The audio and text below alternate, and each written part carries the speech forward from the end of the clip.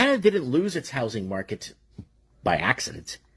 It was sold off piece by piece to Chinese investors while politicians smiled for the cameras and told regular people to budget better. Budget better, Canadians. Come on, budget better.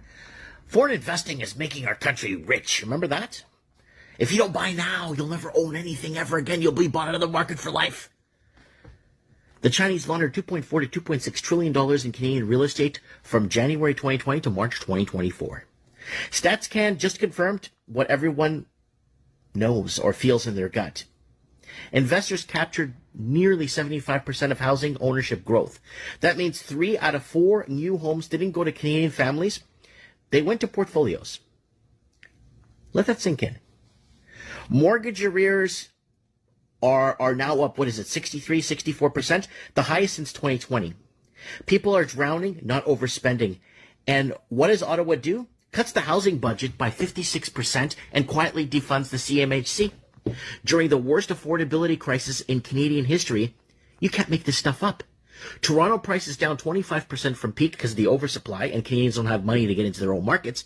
Vancouver inventory at a 13-year high. The bubble is cracking, but renters are still getting crushed because investors control the supply and the artificial shortages.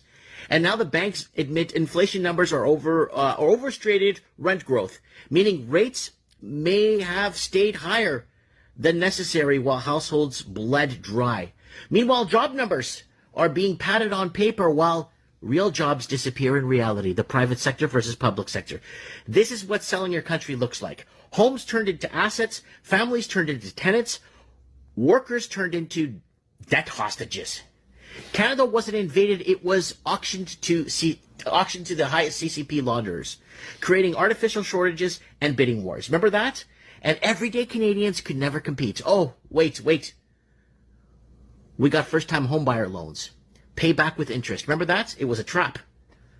Why do you think the federal government thought it was a good idea to bring in 4 million Indians since 2020? To fix Canada's biggest moneymaker, its real estate. Mike Martins here. I have spoken.